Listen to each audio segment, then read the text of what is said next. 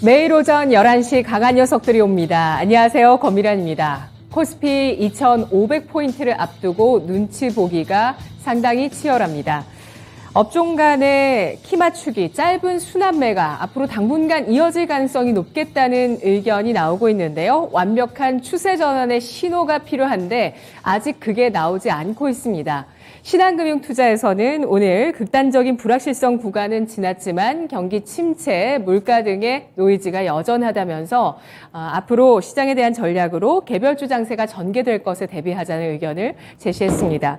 실적, 정책, 주가 수익률에 따라서 기민하게 움직이는 투자자들의 모습, 여기에 빠른 손바뀜이 일어나고 있는 그런 시장이라고 해석을 하고 있는데요. 특히 외국인이 주도한 베어마켓 랠리 내에서 외국인은 그동안 신재생 에너지, 2차 전지, 자동차 위주로 사들였고, 그리고 8월 들어서는 특히 조선과 필수 소비재 등에 대한 섹터에 관심이 확산되고 있는 것이 확인되고 있습니다. 경기 둔화 국면에선 특히 필수 소비재를 담아둬야 된다라는 의견이 나오고 있는데요. 과연 불황에 강한 물가 상승, 고물가에 강한 필수 소비재가 경기 침체 우려가 시장에서 부각됐을 때 시장의 대안으로 떠오를 수 있을지도 함께 계속 지켜보시는 거 좋을 것 같습니다. 오늘 세 분의 강한 녀석들 함께 하시죠. 안녕하십니까? 네, 안녕하세요. 네, 오늘 강한 녀석들의 강한 코멘트 지금 확인해 보겠습니다. 신기수 전문가 CPI 경계감 확대, 유세벽 전문가 관망세, 전약 후강 기대, 윤겸 전문가 오늘 혼돈의 증시 분기점, G폴더, 블록체인, 현대차. 관망, 경계감, 그리고 CPI와 또 분기점. 과연 오늘 시장은 어떻게 바라보고 대응을 할까요? 신기수 전문가의 의견부터 확인을 해보겠습니다. CPI 발표를 앞두고 고용지표 호조가 부담이 됐고 또 실적에 대해서는 또 업황 부진을 알리는 여러 가지 소식들이 나오면서 실적에 민감한 흐름이 미국장에서 나왔습니다. 오늘 또 외국인은 유가증권 시장 10거래일 만에 매도 우위로 전환하는데요. 외국인이 양대 시장을 파네요. 경계감일까요? 예, 뭐 그렇게 이제 봐야 될 것 같고요. 어제 같은 경우에 이제 미국 시장은 마이크론이 또 이제 하반기에 대한 전망치 좀 낮췄고 엔비디아도 하반기에 대한 매출 가이던스를 이제 하향을 했습니다. 그러면서 이제 미 증시가 이제 조정을 좀 받았는데 중요한 것은 이제 이렇게 지금 S&P 500이 매물대 부근에서 너무 한참 횡보를 하다 보니까 이제 뭔가 좀 사람들의 경계감이 더 높아지고 그리고 이제 중요한 것은 보조 지표들이 이제 매도 신호를 보내기 시작했어요. 그러니까 이렇게 되면 이제 보조 지표가 매도 신호가 나온다고 해서 잠깐 좀 그 차트 좀 보여주시면요. 일단 이제 보조 지표가 이렇게 매도 신호가 나온다고 해서 뭐 바로 하락을 한다든가 그러진 않아요. 그러니까 보조 지표상에서 지금 이 아래쪽이 스토캐스틱인데요. 지금 보면은 이렇게 고점이 올라갔죠. 지금 지수상에서는 이렇게 이제 고점들이 올라갔는데, 근데 아래쪽에 보조 지표는 보면은 지수 이렇게 옆으로 돼 있죠. 그냥 평평하게 갔습니다. 그러니까 이런 걸 뭐 다이버전스라고 그래요. 그러니까 지수의 고점이 올라갔는데도 불구하고 이제 보조 지표의 고점 못 올라가는 형태, 그리고 스토캐스틱이 지금 이렇게 뭐 매도 신호가 좀 나왔습니다. 그래서 이렇게 되면은 실제로 이제 뭐 주가가 꼭 하락한다 이런 게 중요한 게 아니고 그러니까 시장의 심리가 보조 지표에 지금 신호가 나왔기 때문에 여차하면 매도할 준비를 하게 돼요. 그러니까 이 얘기는 뭐냐면 CPI가 기대치보다 조금만 더 높게 나와도 사람들이 굉장히 민감하게 매도를 할 가능성이 높아졌다 이렇게 봐야 됩니다. 네. 그래서 지금까지는 CPI가 좀 높게 나와도 조금 흔들리다가 좀 올라가지 않을까 이렇게 생각했다면은 이제는 뭐냐면 CPI가 조금만 높게 나와도 주가가 매도가 좀 크게 나올 수 있다. 이제 이런 부분 좀 생각을 해야 될 것 같아요. 그리고 내일은 또 이제 뭐 우리 시장 같은 경우는 옵션 만기일도 있기 때문에 이런 부분에 대한 이제 경계감이 상당히 좀 상승하고 있다 이렇게 좀 봐야 될 겁니다. 그래서 오늘 같은 경우에는 현금화를 좀 하시는 게 좋습니다.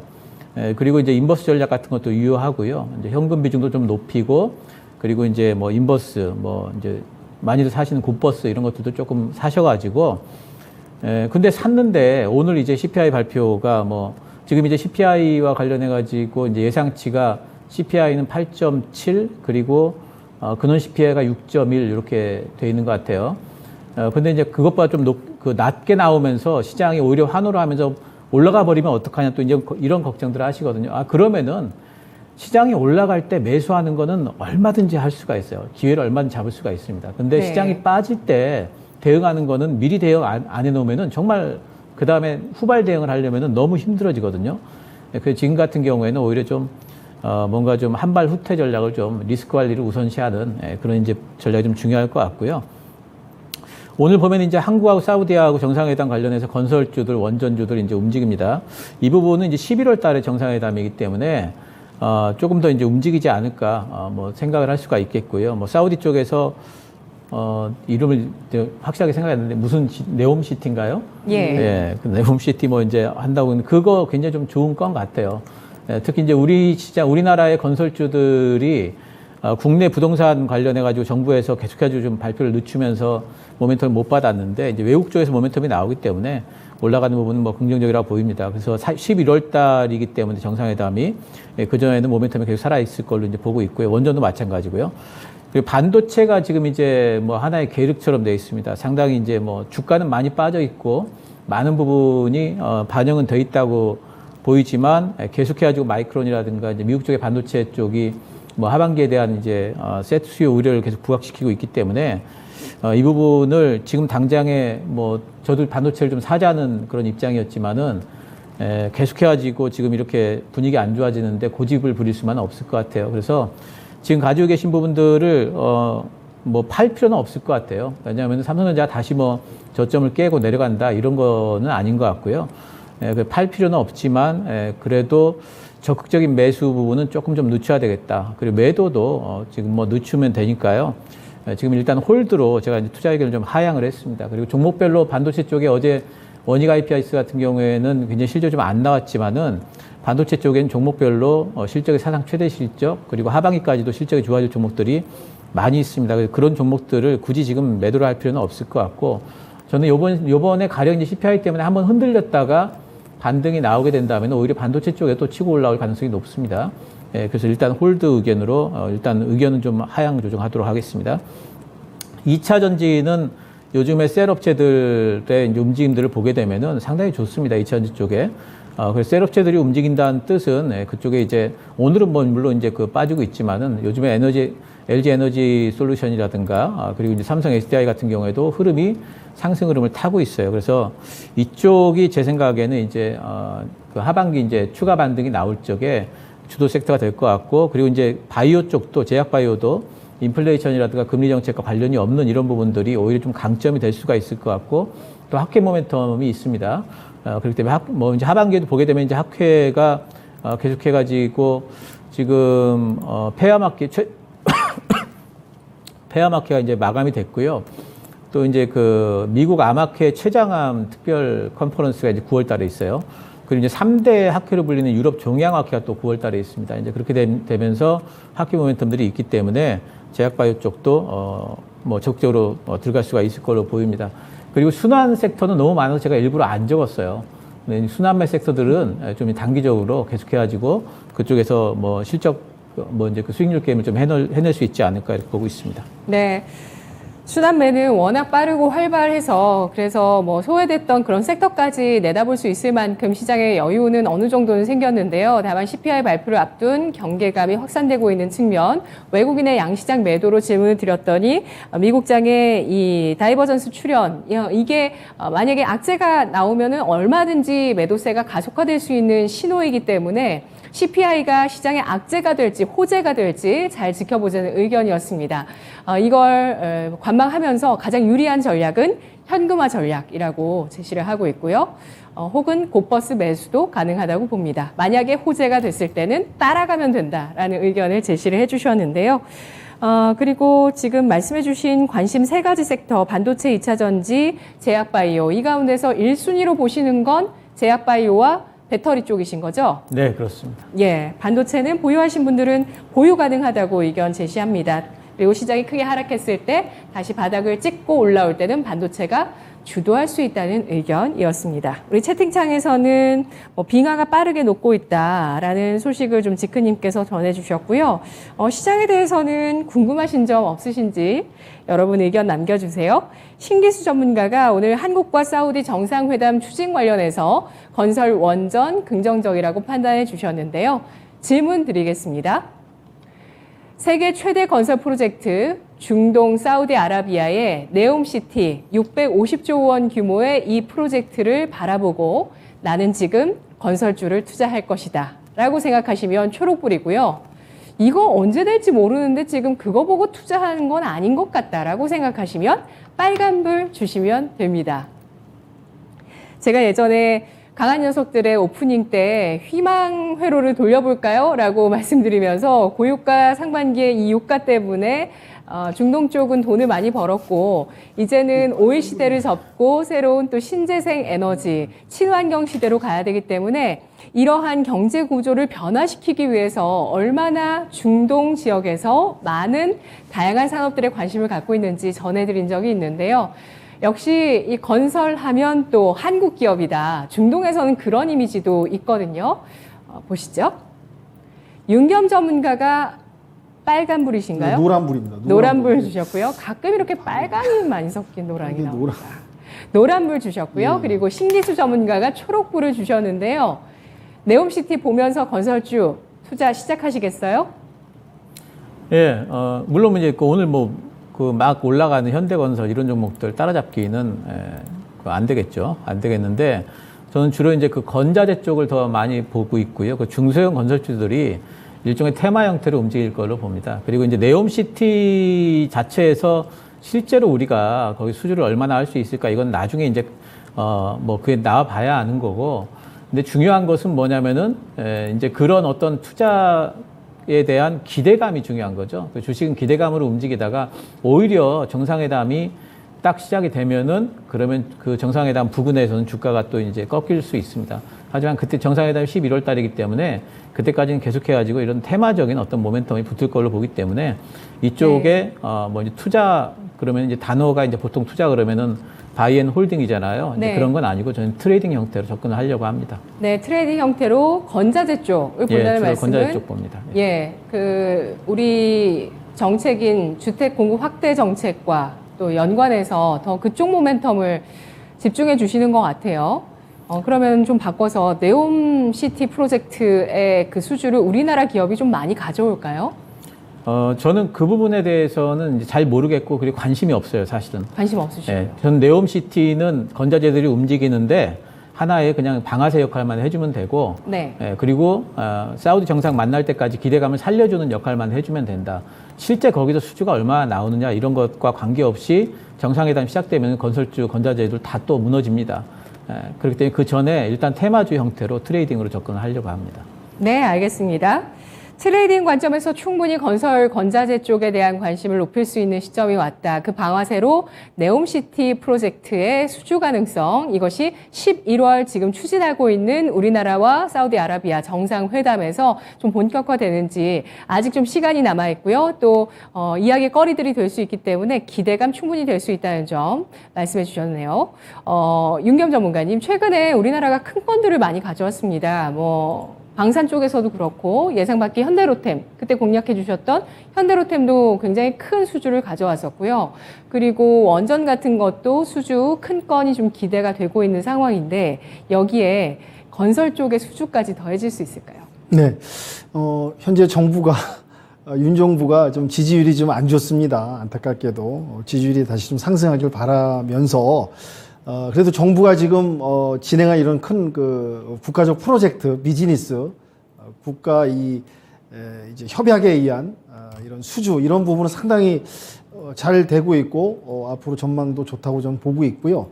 특히 우리나라 같은 경우 이제 행정 수도 이전에 그 모범 사례 국가고 스마트 시티에 또 설계를 남긴 아주 좋은 이미지 국가로 브랜드가 지금 대외적으로 평판이 좋습니다. 그래서 이제 인도네시아, 전에도 말씀드린 인도네시아 행정 수도 관련해서 제가 덕신하우징 추천해서 또 상승하는 모습을 보였었고요. 이번에 또 250만 호 이제 발표가 조금 하루 이틀 좀 더뎌지긴 하는데 그런 부분하고 건설 부분이 움직일 수 있다 충분히. 그다음에 이제 이 사우디 빈살만 그 왕이 이제 방한해가지고 이제 진행하는 이런 부분 네옴시티 650조 큰 프로젝트죠.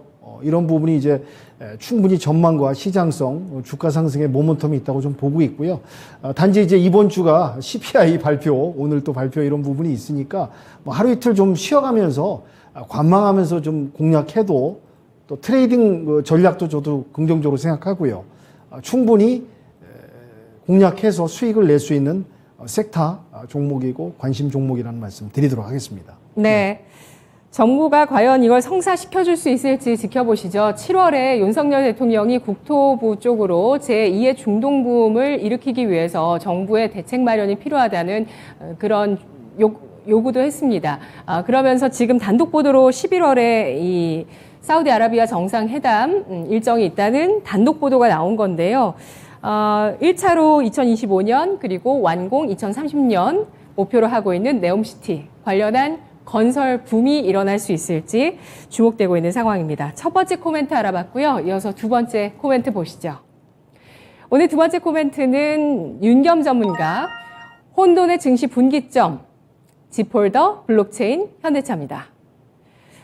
아까 그 수급전 분석한 김민아 앵커랑 같이 얘기를 하다가 LG노텍, 삼성전자, 덕산네오록스 같은 IT를 외국인이 계속 판다고 해서 봤더니 진짜 그들 종목이 최근에 삼성전자보다 더 안 좋더라고요. 쭉 좀 빠지던데 이런 IT 관련주들에 대해서 지금 좀 시세가 좋지가 않아요. 그런데 지폴더 기대감 높일 수 있을까요? 분기점에 대한 해석부터 들어보죠. 예, 그러겠습니다.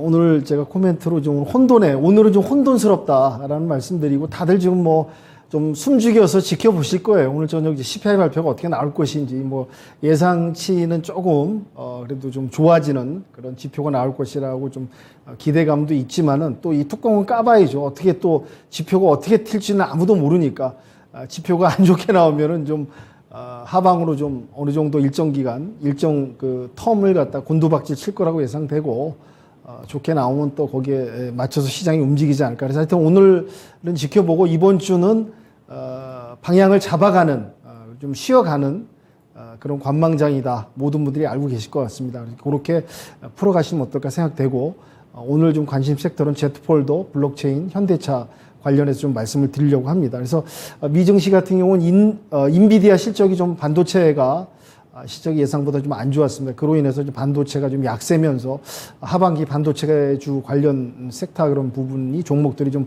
걱정스러운 그런 부분이 좀 있는 것 같고요. 미국이 또 이제 임금이 또 인상됐습니다. 시간당 뭐 32.27달러라고 해갖고 전월 대비 전년 동기 비해서 좀 상승되는 이런 부분은 또 이제 인플레이션에 또 가중을 주는 부담을 주는 인플레이션을 따라잡는 데 있어서 썩 좋지 않은 그런 결과가 아닐까 이런 부분이 좀 우려스러운 부분이 있고 또 파월 의장의 이제 긴축 정책에 의해서 기대 인플레이션이 꺾였다 이런 부분이 또 언급되고 있습니다.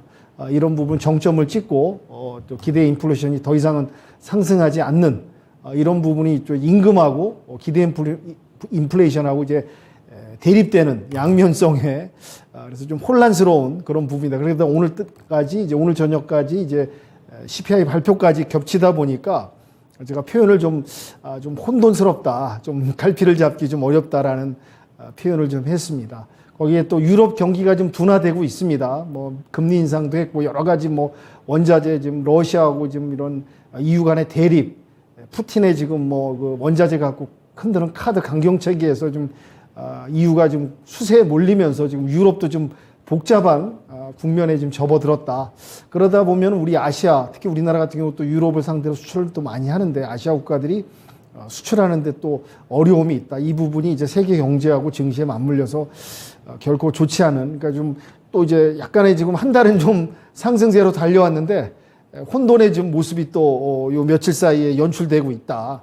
그렇기 때문에 CPI 결과를 예의주시하면서 좋게 나오길 또 기대하고요. 좋게 또 나와야겠죠. 그래서 이 상승세가 이번 주는 조금 약간 쉬어가는 정거장인데 다시 좀 도약할 수 있는 그런 시장이 좀 연출되길 그렇게 바라는 마음에서 좀 말씀을 좀 드리겠습니다.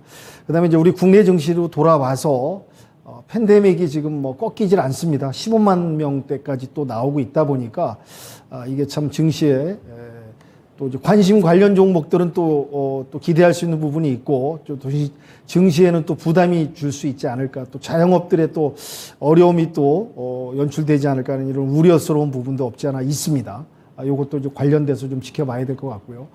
미국에서 또 중국산 배터리를 갖다가 배제하겠다.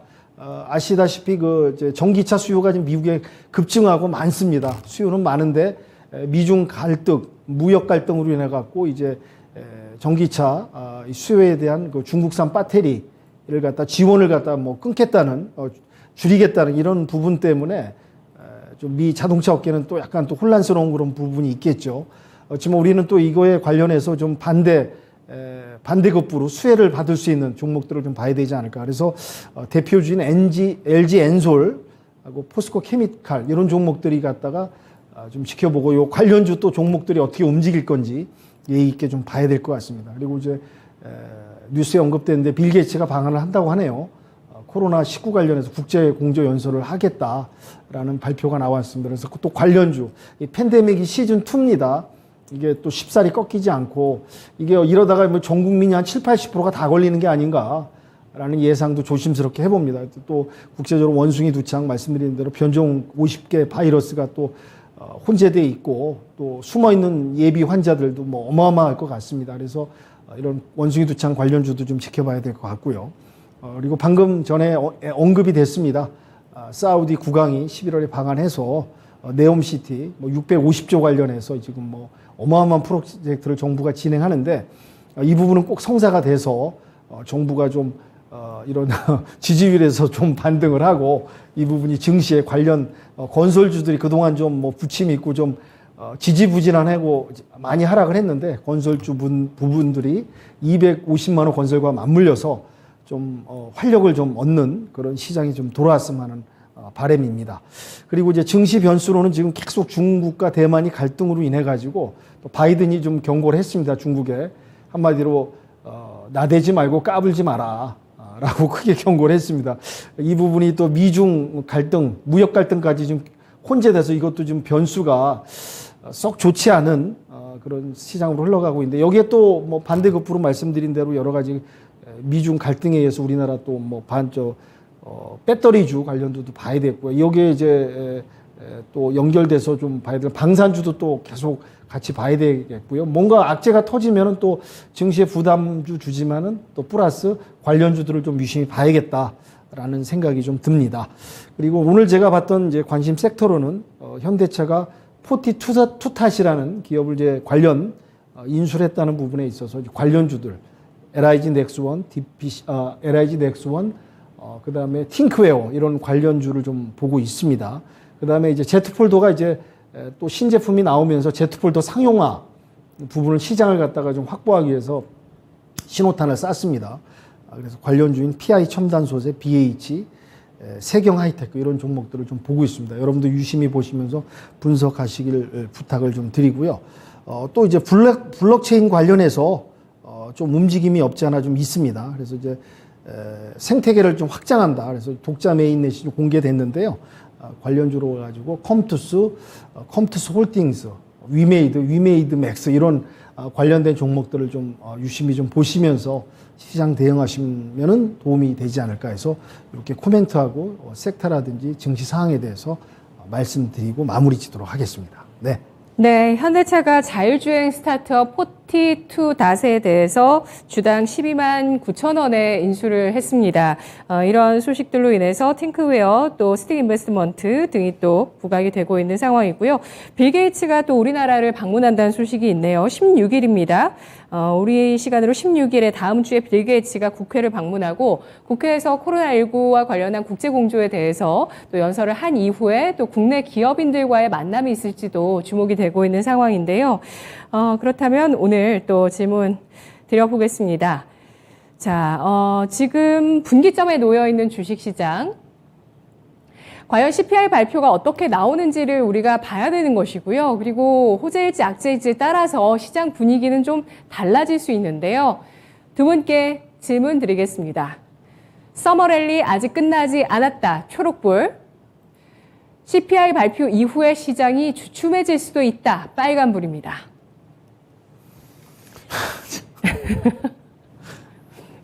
왜 한숨을 쉬세요, 윤겸 전문가님?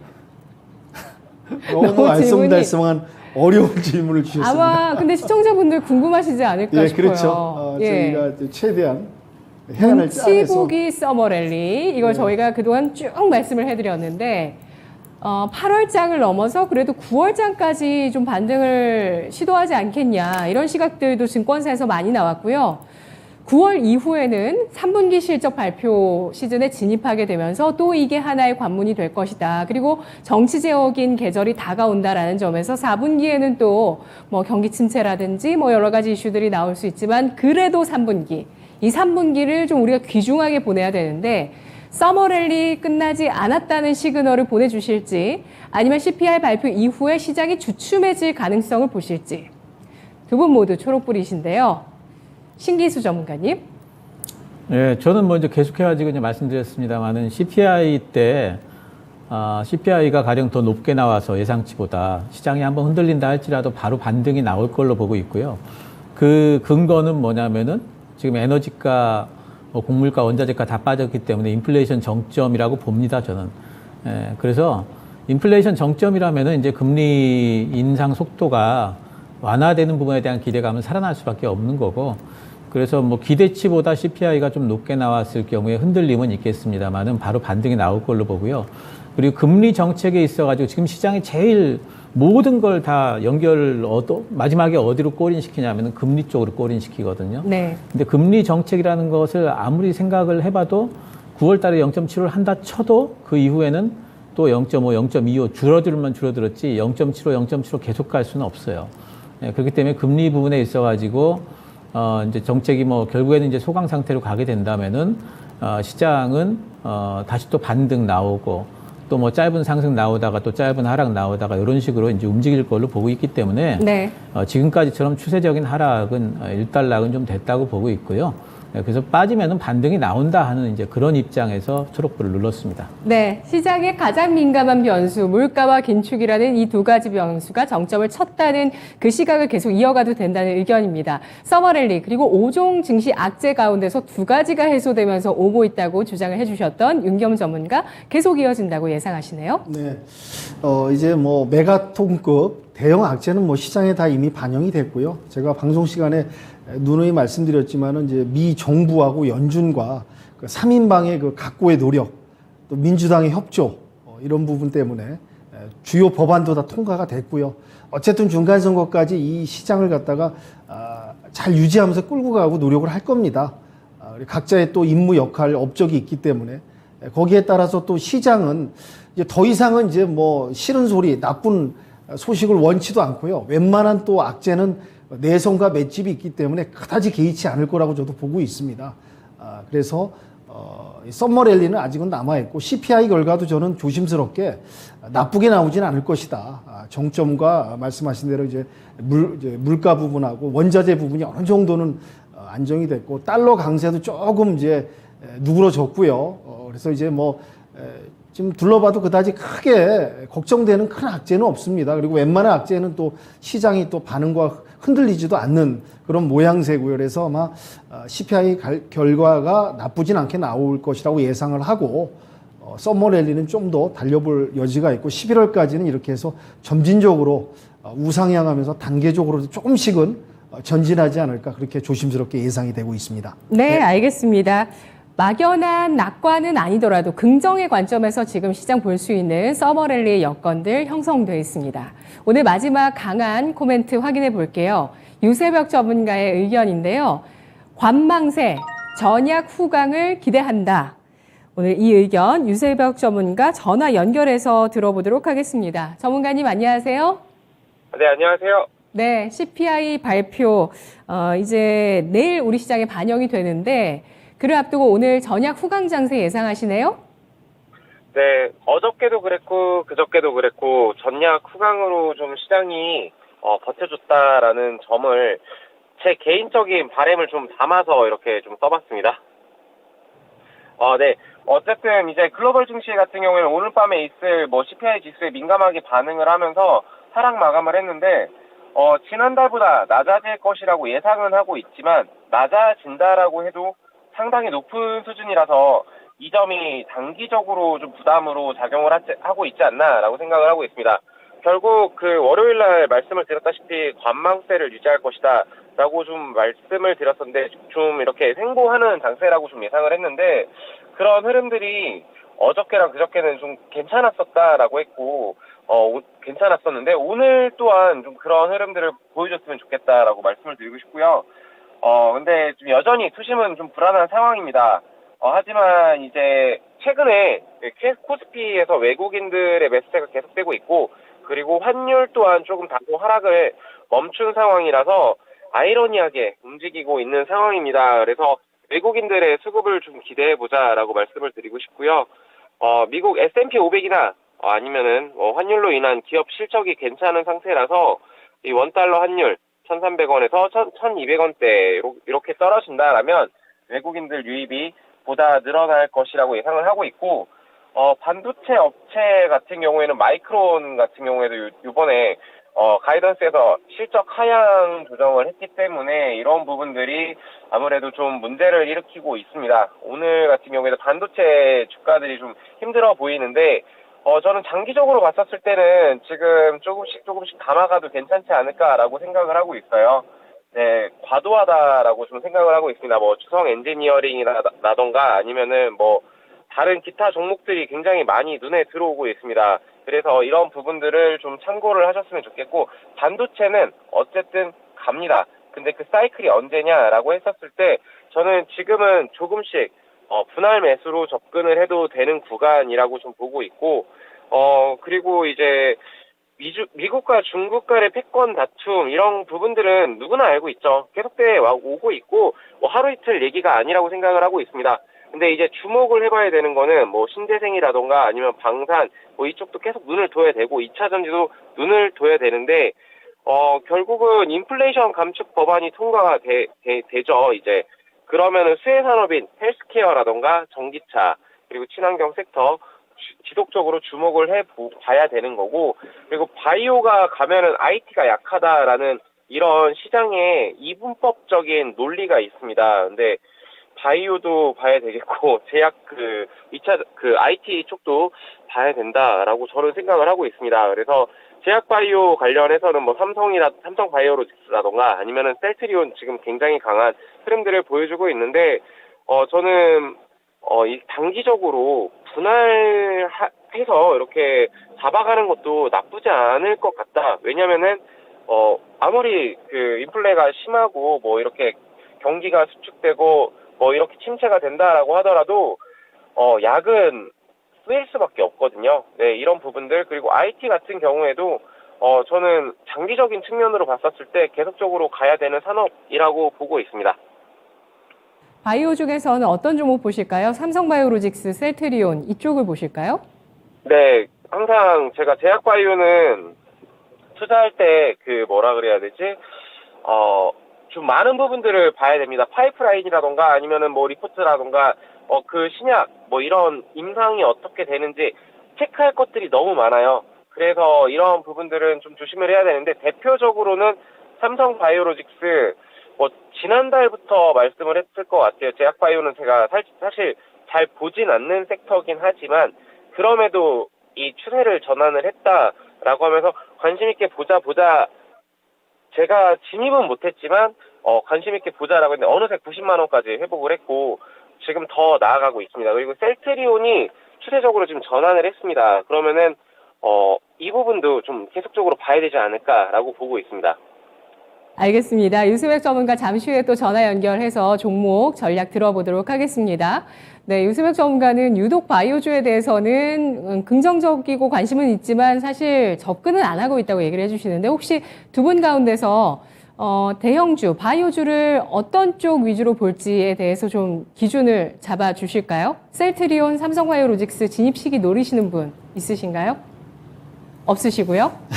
네. 바이오 쪽에는 뭐 셀트리온하고 삼성바이오로직스는 저는 이제 직접 거기를 투자를 하는 것도 좋지만은 삼성바이오로직스나 이제 셀트리온 쪽이 살아 있다면은 그러면은 이제 그 바이오 전체적인 이제 심리가 살아 있는 부분이다. 그렇다면은 다른 쪽을 노리자.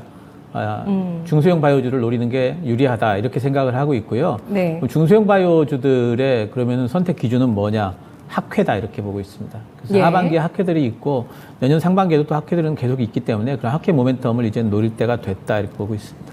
대형주보다 중소형주가 모멘텀이 더 확실하고 기대 수익률도 더 높다는 관점을 갖고 계시네요. 그렇죠? 네. 예, 유세벽 전문가는 인플레이션 감축 법안 수혜주 위주로 시장을 보자는 의견이었고요. 헬스케어, 전기차, 친환경 섹터 세 가지를 꼽았습니다. 그리고 삼성전자 글로벌 언팩 행사 오늘 두 분의 언급이 나왔는데요. 오늘 밤 10시 삼성전자의 글로벌 언팩 행사가 있습니다.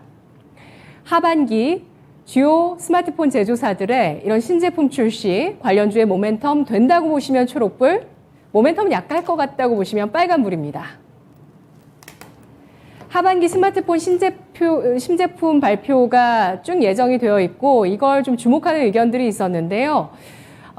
삼성전자의 글로벌 언팩 행사를 통해서 이제 삼성전자의 하반기 스마트폰 신제품이 나옵니다. 과연 이것이 지금 수납매 장세에서 모멘텀이 될지 두 분의 의견 보시죠. 신기수 전문가가 빨간불, 윤겸 전문가가 초록불 주셨는데요. 신기수 전문가님은 왜 빨간불을 주셨을까요? 일단 첫 번째로는 이제 중국 시장에서 지금 삼성전자의 스마트폰과 애플의 스마트폰의 입지가 상당히 좀 좁아지고 있어요. 전 세계 이제 스마트폰 관련주들의 이제 주가를 활발하게 좀 움직이려면은 결국에는 이제 애플이나 삼성전자의 계속되는 이제 실적 호조가 좀 있어야 되는데 스마트폰 쪽에서 이제 그런 부분들이 좀 막히고 있다라는 부분들이 첫 번째고요. 그리고 두 번째는 뭐냐면 이제 스마트폰 쪽에서 그동안의 혁신을 이끌던 주로 이제 카메라 부분에서 많이 혁신이 됐는데 이제는 혁신을 이끄는 어떤 아이템 자체가 상당히 좀 부족해진 것 같아요. 그럼 예전에 스마트폰하고 요번 나오는 거하고 뭐가 다르냐 했을 적에 이게 딱히 잡히는 부분들이 이제 많지 않다. 이런 부분들이 있고, 이제 세 번째는 이제 뭐 폴더폰 관련해가지고 이제 여러 가지 이제 부분들이 이제 그 얘기가 됐었는데 사실 요 근래에 보게 되면 스마트폰 관련주들이 조금씩 올라와 있습니다. 그래서 오히려 UTG 쪽에 UTI 같은 경우에도 많이 올라와 있고 성에는 안 차지만 어쨌든 스마트폰 관련주들이 요 근래에 조금씩 반등들이 좀 나왔거든요. 그래서 이제 이런 부분들을 본다면은 미리 좀 선반영이 된 게 아닌가 뭐 이런 부분들이 있어서 네. 삼성전자의 언팩 때문에 주가의 동력을 받기보다는 오히려 좀 재료 노출이 될 확률이 높고요. 그 다음에 볼 건 뭐냐면 그러면 삼성전자의 스마트폰이 초기 판매 실적이 아주 좋다면은 네. 그러면은 이제 재차 모멘텀이 되겠지만은 저는 그 부분에 대해서도 그렇게 낙관할 수 없다 이렇게 보고 있습니다. 예, 그것도 궁금했는데 확인해 보자는 의견이셨네요. 하반기에 스마트폰 흥행이 일어날까? 네, 초기 판매 실적 중요할 것이라고 판단을 하고 있습니다. 재료 노출이 될 가능성이 있다는 점, 삼성전자 글로벌 언팩 행사에 대해서 이렇게 평가해 주셨고요. 애플의 아이폰 40 출시는 9월에 예정되어 있습니다. 윤겸 전문가님은 초록불 주셨는데 더 덧붙일 말씀 있으실까요? 네, 폴더블폰 시장이 좀 커지고 있습니다. 확대되고 있고요. 삼성도 이제 신제품 지금 기능 추가하고 뭐 스마트워치 5까지 같이 내놓고 한 1,500만 대를 목표로 지금 움직이고 있는데 제가 봤을 때는 이런 부분이 결코 악재만은 아니다. 신기수 전문가님께서 얘기하신 부분도 제가 공감하고요. 시장을 많이 잃어버린 부분도 있습니다. 그렇지만은 요 기대감이 어느 정도 시장이 어느 정도 움직이지 않을까. 이렇게 다양하게 또 준비하고 있는 부분이 있고 이 부분은 어떤 결과물로 조금 이어질 거라는 기대감이 저는 갖고 있습니다. 네, 윤겸 전문가는 관심주로 PI 첨단 소재, BH, 세경 하이테크 세 가지를 꼽았습니다. 강한 코멘트였고요. 이어서 강한 녀석들의 추천주 동향 짚어보겠습니다. 김민지 캐스터입니다. 네, 강한 녀석들 흐름 한번 살펴보도록 하겠습니다. 국내 증시가 미국 반도체 기업들의 어닝 쇼크 우려에 하락 출발했습니다. 엔비디아에 이어 마이크론까지 실적 부진 우려가 이어지는 가운데 국내 반도체주들도 약세 보인 겁니다. 삼성전자가 현재 5만 전자까지 밀리면서 3거래일 연속 약세 보여주고 있고요. SK 하이닉스도 3% 가까이 장 초반부터 떨어지고 있습니다. 반면 오늘 건설주들은 강세입니다. 정부가 사우디아라비아와 함께 정상회담을 개최한다는 소식 때문인데요. 이번 정상회담 의제로 사우디아라비아에서 진행 중인 650조 원 규모의 건설 사업을 논의할 것으로 알려지면서 건설주들이 일제히 강세 보이고 있습니다. 삼일기업공사는 전일 대비 20% 넘게 상승하고 있고요. 삼부토건도 장 초반부터 상승세 이어가고 있습니다. 내일 미국의 7월 소비자 물가지수 발표를 앞둔 가운데 오늘은 어떤 종목들로 또 티켓 획득하셨을지 강한 녀석들 티켓 획득 종목 확인해 보겠습니다. 네, 먼저 1위 탈환을 노리고 계신 전문가님이죠. 이정호 전문가님, 오늘은 티켓 2장 획득하셨습니다. 첫 번째 종목 웹젠입니다. 어제 2분기 영업이익 발표가 있었는데 전년 동월 대비 10% 넘게 증가하면서 주가 상승을 이끌었습니다. 목표가 22,000원 제시해 주셨는데 최고가 21,000원까지 오르시면서 두 자리 수익률 달성해 주셨고요. 그러면 이정호 전문가님의 두 번째 종목도 만나보셔야겠죠. 두 번째 종목 YG 엔터테인먼트입니다. 요즘 전문가님들 엔터주들로 티켓 쓸어 모으고 계신데요. 이번 달 19일이죠. 블랙핑크가 컴백한다는 소식에 주가가 들썩이고 있습니다. 목표가 6만 원 말씀해 주셨는데 최고가 6만 원까지 딱 올라가면서 티켓 한 장 획득해 주셨습니다. 오늘 윤겸 전문가님도 티켓 2장 획득하셨습니다. 먼저 태광입니다. 4거래일 연속 상승 중인 태광이 오늘 2분기 호실적에도 힘을 입어서 상승 달력 받았습니다. 목표가 15,000원 제시해 주셨는데 최고가 목표가를 뛰어넘는 16,800원까지 올라가면서 티켓 획득해 주셨습니다. 23.26으로 오늘 가장 높은 수익률 기록해 주셨고요. 티켓 하나 또 있으시죠? 이번엔 우진입니다. 원전 관련주죠. 목표가 14,000원 제시해 주셨는데 최고가 14,000원까지 달성하면서 14.29% 수익률로 티켓 챙기셨습니다. 그럼 전문가별 토마토 티켓 보유 현황도 살펴보셔야겠죠? 네, 홀로 앞자리 2 달고 1위를 달려가고 계신 유세벽 전문가 21장으로 여전히 1위시고요. 이정우 전문가 오늘 2장 획득하셔서 19장으로 이제 2장만 더 있으시면은 1위 차지하실 수 있으실 것 같습니다. 두 분이 엎치락 뒤치락 하시는 모습을 보니까 제가 다 살이 떨리는데요. 이어서 윤견 전문가 오늘 티켓 추가되셔서 15장, 신기수 전문가 8장, 늦게 합류하신 신상원 전문가님 아직까지는 티켓 미보유로 함께하고 계십니다. 그럼 오늘 또 강한 녀석들에는 어떤 종목들이 여러분을 기다리고 있을지 지금 바로 만나보시죠. 네. 자, 오늘 이 가운데서 티켓 획득 소식이 많네요. 이정호 전문가 전화 연결해 보겠습니다. 안녕하세요. 안녕하세요. 이종우입니다. 네, 해내셨네요. 이정호 전문가님. 드디어 네네네. 격차를 줄였습니다. 네. 3장 차이로 줄이셨고요. 오늘 2개 티켓 획득했습니다. 19일에 웹젠 수익률이 10% 나왔는데요. 어떻게 대응할까요? 웹젠 같은 경우는 실적도 보고 들어가는 것도 있지만 게임 출시 기대감이 제일 중요하다고 보고 있습니다. 그래가지고 목표가인 22,000원까지는 무난하게 상승할 거라고 저는 보고 있고 지금 보유 중이신 분들은 어느 정도 더 들고 가셔도 괜찮다라고 말씀을 해드리고 싶어요. 네. 그리고 YG 엔터 같은 경우도 지금 블랙핑크 이슈 관련해가지고 어떻게 보면 이거는 보너스 종목이다까지도 저는 생각이 듭니다. 그만큼 수익 나기 쉬웠던 종목이다라고 볼 수 있고 오늘 어느 정도 조정이 오는데 이 종목 같은 경우는 목표가를 좀 더 상향해서 65,000원까지도 노려볼 수 있다라고 말씀을 해드리고 싶습니다. 네, 알겠습니다. 이렇게 2, 3주 코스로 2가지 종목 수익 잘 내주셨는데요. 웹젠 목표가 유지해 주시고요. YG 엔터테인먼트는 목표가를 상향 조정했습니다. 보유하신 분들 보유 더 가능하다는 의견 확인해 봤습니다. 축하드립니다, 전문가님. 네, 감사합니다. 네, 고맙습니다. 이어서 윤겸 전문가입니다. 보수와 진보를 오가는 맛이 이런 걸까요? 네, 높은 수익률이 나온 종목이 눈에 띕니다. 태광부터 좀 살펴보도록 할게요. 23%의 수익률이 나온 종목입니다. 30%까지 수익률이 높아졌습니다. 예, 태광. 지금 어떻게 대응을 할까요? 네. 제가 그냥 우스갯소리로 30% 나온 거를 갖다 10%씩 쪼개서 3장 주시면 어떨까 하면. 그건 안 되죠. 그냥 우스갯소리 농담으로 네. 얘기했습니다. 그만큼 이제 태광이 오늘 이제 성적이 좀 좋았던 것 같고요. 2분기 실적이 상당히 좋게 나왔습니다. 금속관, 배관, 자재를 전문으로 하는 기업이고요. 매출도 좋고 뭐 재무 구조도 상당히 저번에 양호하다 말씀드렸고요. 또 최근에 LNG 선박 수주가 상당히 향상됐다. 그리고 2분기 실적 발표하고 맞물려서 좀 이렇게 어려운 장에서 상승하는 힘을 좀 보여주지 않았나 생각되고요. 보유하고 계신 분들이라면 좀 어느 정도 수익 달성하셨으니까 약간 이제 분할해서 매도하면서 정리하시는 게 어떨까 그렇게 좀 추천 말씀을 태광은 드리도록 하겠습니다. 네.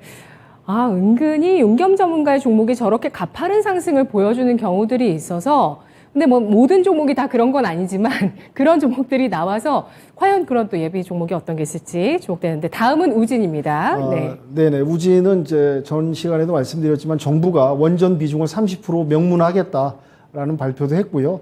이 우진의 이제 특징이라면 이제 특수한 기술을 갖고 있습니다. 방사능 폐기물. 원전에서 나오는 방사물 폐기물이 얼마나 많습니까? 그걸 갖다가 이제 처리하는 기술이 특허 기술을 갖고 있기 때문에 또 이제 매출이나 재무가 상당히 양호하고요. 앞으로 이제 원전 부분에 있어서 이제 모멘텀에 있어서 가장 또 수혜가 기대되는 그런 종목이 아닐까 말씀드리도록 하겠습니다. 네. 보유 가능할까요? 네, 이거 우진도 뭐 보유하고 계신다면은 역시 뭐든지 안전하게 분할 매도에 의해서 일부 조금 덜어내시고 네. 나머지 비중은 좀 잘 조절하시면서 가져가시면은 수익 유지할 수 있다고 이렇게 판단이 되고 있습니다. 네. 알겠습니다. 윤겸 전문가는 수익 챙기자는 의견이었고요. 이정우 전문가의 종목은 보유 의견 나왔습니다. 그럼 오늘은 오전장 어떻게 마무리할까요? 종목 보시죠. 신기수 전문가 NK맥스, 유세벽 전문가 레이, 윤겸 전문가 안랩입니다. 8월장 바이오로 한번 노려보겠다. 신기수 전문가 어제 매드팩토에 이어서 오늘 NK맥스 가지고 와주셨어요. 투자 포인트 알아볼까요? 네, NK맥스는 이제 그 NK 세포 배양 기술을 가지고 있는 회사가 되어 있고요. 이거 가지고 이제 NK 세포 가지고 이제 폐암, 뭐 육종암, 알츠하이머 지금 임상 진행 중인데 이 외에도 여러 가지 지금 임상을 지금 하려고 준비 중에 있습니다.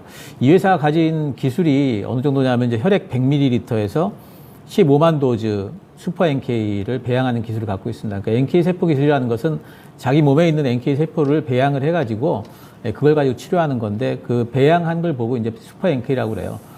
근데 그 슈퍼 NK 배양 기술이 이제 15만 도즈 그러면 이제 감이 잘 안 오는데 경쟁사들이 400에서 5천 도즈밖에 못 만들어요. 10ml에서. 그러니까 최소 30배 이상을 더 만드는 이제 그런 기술을 갖고 있다 이렇게 봐야 되겠고 지난번에 세계 폐암학회가 이제 9일날 마감이 됐죠. 어제 마감이 됐는데 사기 비소 세포 폐암 이제 임상 환자 2년 추적 결과를 발표를 했는데 이게 이제 병용 투여를 했더니 58%가 2년 후에도 살아남았다. 근데 키트로 다 병용을 했는데요. 이거 저기 항암제입니다. 이거 저희 머크사에서 만든 그 가장 대표적인 항암제예요. 근데 단독 투여됐을 때는 16%밖에 못 살아남았다. 그래서 이 굉장한 효과다라는 게 이번에 결과가 좀 나왔고요. 또 6월 달에 아스코에서 이제 육종암 환자 대상으로 해서 바벤시오 이것도 항암제예요. 이거랑 병용했는데 이것도 굉장히 좋았어요. 특히 이제 육종암 환자와 관련해 가지고는 완전 관해 그러니까 완전히 나서버린 사례가 있어가지고 그런 부분도 굉장히 고무적인데 요번에 근데 아스코 때 그걸 발표를 안 했습니다. 완전 관해와 관련된 것을. 그것 때문에 주가가 좀 올라가다 좀 빠져 있어요.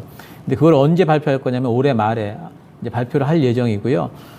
최종 결과 데이터를 발표를 하는데 여기 이제 완전 관해가 실제로 이제 사례가 데이터가 나오게 되면은 굉장한 모멘텀이 되지 않을까 이렇게 좀 그 기대를 할 수가 있고 또 알츠하이머 쪽에도 이거 지금 하고 있거든요. 슈퍼 NK 가지고. 근데 임상 일상 진행 중인데 지금 알츠하이머 쪽에 제일 큰 이슈가 뭐냐면은 베타 아밀로이드 단백질 관련 논문이 이게 15년 전에 나왔던 건데 전부 다 지금 알츠하이머 연구하는 그 제약회사들은 다 요 논문 때문에 베타 아밀로이드 요거 없애는 거에 굉장히 관심이 있거든요. 근데 이게 가짜다, 이렇게 조작됐다, 이게 나오는 바람에 지금 다들 난리예요. 그게 오히려 이제 슈퍼 NK 가지고 다른 기전으로 지금 NK맥스는 연구를 하고 있기 때문에 오히려 반사수혜가 아마 될 겁니다. 그래서 이런 부분들이 지금 어쨌든 대표적으로 나오고 있는 이런 부분들이 임상 결과들이 너무 좋기 때문에 뭐 주가는 지금 이제 살짝 올라가다가 요번에 이제 폐암학회 마무리되면서 주가 다시 눌림 구간에 있죠. 그래서 지금 이제 공략이 상당히 좀 이제 중요한 포인트다 이렇게 보고 있고요. 매수 뭐 현재가 가능할 걸로 보고 있습니다. 목표가는 지금 크게 보시면은 박스권을 지금 달리고 있습니다. 그래서 박스권 상단인 22,500원 목표가 잡기로 하고요. 손절가는 그 하단인 14,500원 잡도록 하겠습니다. 네, NK맥스, NK세포를 활용한 폐암 육종암 알츠하이머 임상 긍정적입니다. 매수가는 현재가 목표가 22,500원, 손절가 14,500원이었습니다. 윤겸 전문가의 종목을 볼까요? 안랩이네요. 네. 제가 오늘은 좀 색다른 종목을 가져왔습니다. 뭐 그동안 계속 뭐 정부 정책, 미래산업 정책, 뭐 친환경 관련해서 그런 종목들 저도 많이 추천했는데요. 안랩 같은 경우 이제 그 가장 큰 이슈는 안철수 의원이 당권제, 국민의힘 당권에 도전하는 이런 부분이 좀 시장에 앞으로 좀 반영이 되지 않을까. 그리고 또 안랩이 그동안 이제 월봉상이나 뭐 일봉상 봐도 이제 약간 좀 많이 내려와서 눌려가지고 그냥 횡보하는 그런 부분을 좀 보여주고 있었거든요. 근데 한 번은 튈 시기가 왔다라고 저는 그렇게 좀 평가를 하고 싶고요. 최근에 이제 뭐 환경 경영 시스템 국제 표준도 뭐 인증을 또 받은 소식도 있고, 또 브랜드 평판, 소프트웨어 상장 기업의 브랜드 평판에서 2위, 한글과 컴퓨터가 1위, 2위가 안랩, 이런 그 평판도 좀 좋게 받고 있습니다. 그 다음에 여러 가지 이제 악성 코드 관련해서도 이렇게 방지 프로그램도 이제 유포하고 있고요. 그래서 이제 그 뭐 매출도 그동안 뭐 나쁘진 않습니다. 1분기 약간 조금 주춤한 부분이 있는데 저점 매력 구간에도 와 있고요. 가격대도 그런 대로 한번 진입해 볼 수 있는 그런 구간이 아닌가 해서 추천주로 좀 갖고 나왔습니다. 그래서 이제 진입가는 오늘 그냥 종가에 마감해서 들어가시고요. 월봉상에도 상당히 보시면은 2020년, 22년 3월을 기점으로 해서 그때 이제 대선 관련해서 상당히 이제 최고점을 찍었습니다. 21만 8,500원까지 올라갔다가 지금 많이 눌려서 지금 9만 원대까지 내려왔는데 한 번은 움직임이 있지 않을까 기대감이 있습니다. 그래서 종가에 한번 진입해 보시고요. 1차 목표가는 10만 원까지는 어렵지 않게 올라가지 않을까 예상이 되고요. 손절가는 8만 원 잡고 대응하시길 부탁 말씀드리도록 하겠습니다. 네, 추세 전환 시도 있고요. 저점 구간입니다. 진입가는 종가라고 판단하고 있고요. 목표가는 10만 원, 손절가 8만 원 제시했습니다. 마지막으로 오늘 레이를 가지고 와준 유세벽 전문가 전화 연결해 볼게요. 유세벽 전문가님. 네. 네, 바이오에 대한 관심 높은데 의료기기 쪽으로 눈을 돌려주셨네요. 체크 포인트 알아볼게요. 네, 우선 덴티움이 지금 주가 흐름이 굉장히 좋습니다. 근데 그와 관련해서 덴티스도 좋은데 레이라는 종목은 알고 계실 거예요. 디지털 의료기기 전문 업체입니다. 올해 6월에 상용화한 레이페이스를 기반으로 해서 높은 성장을 구가할 것으로 전망이 되고 있고요. 특히나 이 중국 관련해가지고 덴탈 솔루션 침투율이 가장 가파르게 상승하고 있다라는 점, 그리고 이제 중국 공장이 착공 진행 예정입니다. 그와 관련해서 23년도에는 2천억 원 수준의 캐파로 이렇게 준공이 완료가 되기 때문에 투자도 잘하고 있고 돈도 잘 벌고 있고 앞으로가 더욱 기대가 되는 종목이라고 좀 말씀을 드리고 싶고요. 지금 현재 가격 살짝 조정이 왔습니다. 오늘 어저께 상승을 좀 반납하는 모습을 보여주고 있지만 지금 현 가격대 진입 가능하다라고 보고 있고, 손절가로는 좀 타이트하게 드리도록 할게요. 제가 이렇게 보내드린 가격보다 22,000원으로 121선 이탈하지 않는다라면은 저는 박스권 매매도 가능하다라고 보고 있습니다. 그리고 목표가로는 조금 조정해서 25,500원 단, 26,000원 요 수준까지는 충분히 주가 상승 여력 있다라고 말씀을 드리겠습니다. 네, 알겠습니다. 전략 수정해 주셨네요. 목표가 26,000원, 손절가 22,000원, 레이 치과용 디지털 의료기기 기업 실적 성장주입니다. 증설도 있네요. 잘 들었습니다. 네, 감사합니다. 네, 고맙습니다. 오늘도 세 분의 강한 녀석들과 함께했습니다. 의견 고맙습니다. 네, 지금까지 투자 판단에 도움드릴 수 있는 내용들을 확인해봤고요. 다만 주가의 상승과 하락을 보장하지 않는다는 점 유의하시면서 투자하시죠. 내일은 CPI 결과 이후의 시장 반응과 함께 대응해 보도록 하겠습니다. 고맙습니다.